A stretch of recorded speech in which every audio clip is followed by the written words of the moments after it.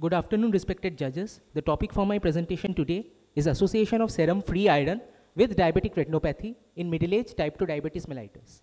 I have no financial interest. Oxidative stress and chronic low-grade inflammation has been observed in the pathophysiology of diabetic retinopathy.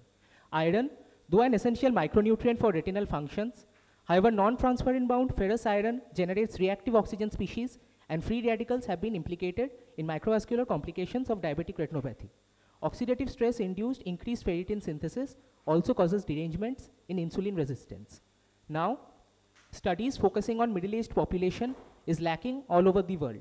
Many risk factors associated with diabetic retinopathy remain yet unaddressed, and if an association of iron profile with diabetic retinopathy is found, then modifying disturbances of iron homeostasis at an early stage can halt the progression of diabetic retinopathy. It could also lead to the development of new, affordable, and long-lasting treatment options for the future. We aim to assess in our study the levels of serum free iron and ferritin in type 2 diabetes mellitus patients with and without diabetic retinopathy, and to compare the levels of serum free iron between different grades of diabetic retinopathy.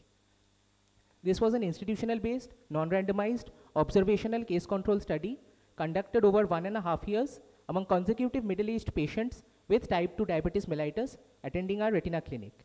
60 cases and 60 age and sex match controls were studied. Patients with diabetic retinopathy were classified according to modified ETDRS classification by a single observer. Those with severe non-proliferative diabetic retinopathy and proliferative diabetic retinopathy were clubbed into advanced diabetic retinopathy group for ease in calculation.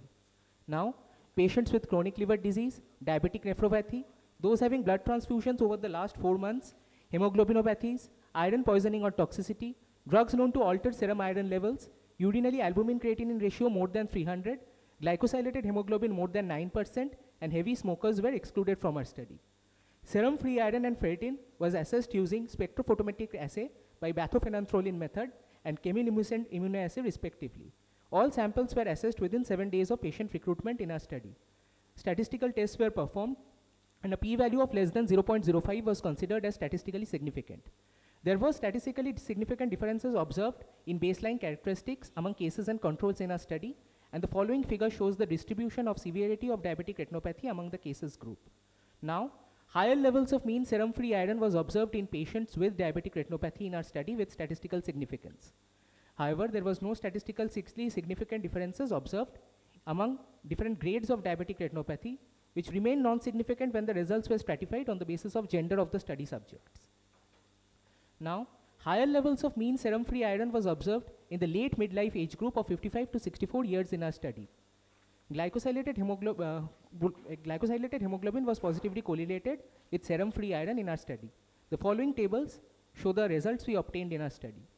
Now, we also aim to establish a cutoff, levels above which would threaten risk of progression of diabetic retinopathy, and higher number of advanced diabetic retinopathy cases was observed in the third quartile of serum free iron.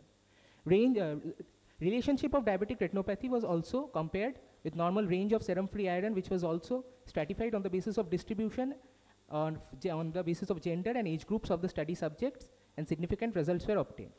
Now, as we all know that serum ferritin is a widely recognized index of body iron stores. It was seen to positively correlate with duration of hyperglycemia and was also seen to negatively correlate with alanine aminotransferase levels in our study. It is an independent marker of non-alcoholic fatty liver disease progression and is also associated with lipid peroxidation seen in diabetic retinopathy. Now coming to the discussion part, results in our study broadly showed that potential mechanisms interplay between iron homeostasis and diabetic retinopathy progression.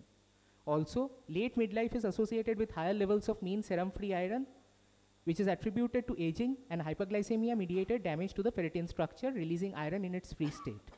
Our study had certain limitations.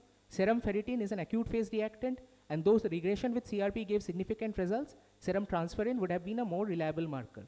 There is poor representation of general population due to small sample size, and many studies show a diagonal variation of body iron stores. However, in our study, only spot samples were assessed. In conclusion, we can say that there is an association of iron profile with diabetic retinopathy in middle-aged type 2 diabetes mellitus and a need to assess iron profiles in the future. However, a prospective study can establish a cause-effect relationship. The following are my references.